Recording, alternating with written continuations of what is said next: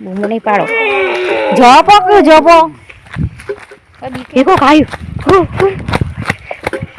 મિત્રો અમે આવી પહોંચીએ છીએ વીરેશ્વર મહાદેવના મંદિરના ધામમાં.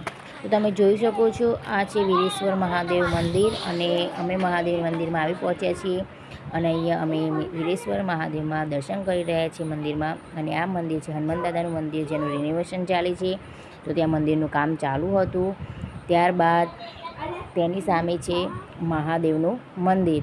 તો અમે ત્યાં પણ દર્શન કર્યા અને મહાદેવના દર્શન કરી દીધા.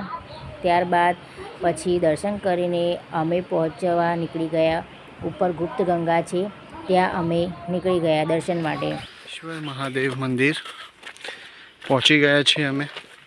ઉપર ગુપ્ત ગંગા તરફ અમે જઈ રહ્યા છીએ. આવી ગરમીમાં પણ 46 ડિગ્રી તાપમાન હોવા છતાં ઉંબરામાંથી જે ગુપ્ત ગંગા વહે છે તે અવિરતપણે જે રીતે વહે છે એ રીતે જ વહે છે. પાણી સુકાતું નથી કે બંધ પણ નથી થતું.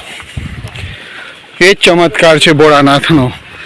આવી ગ્રીનરી તમને વીરેશ્વરમાં જ જોવા મળે આવા ઉનાળામાં. જ્યારે 47 ડિગ્રી તાપમાને પહોંચ્યું છે ત્યારે અહીંયા એકદમ શીતળ છાયા, એકદમ ઠંડો પવન, મોજે દરિયા. અમારા શ્રીમતી છે.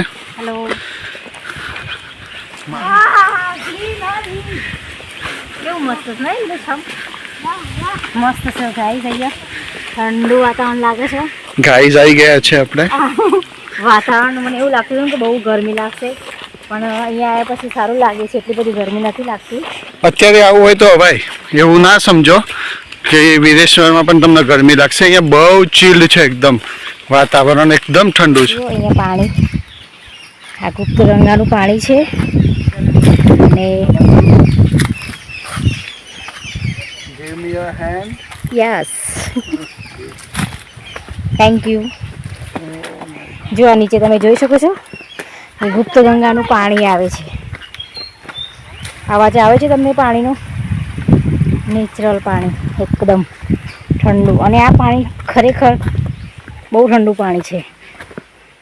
તો મિત્રો આવી ગયા છીએ અમે ઉપર ગુપ્ત ગંગા છે ત્યાં અને ત્યાં અમે આગળનો વિડીયો તમને બતાવીશ. નેક્સ્ટ વિડીયોમાં તમે જોતા રહેજો.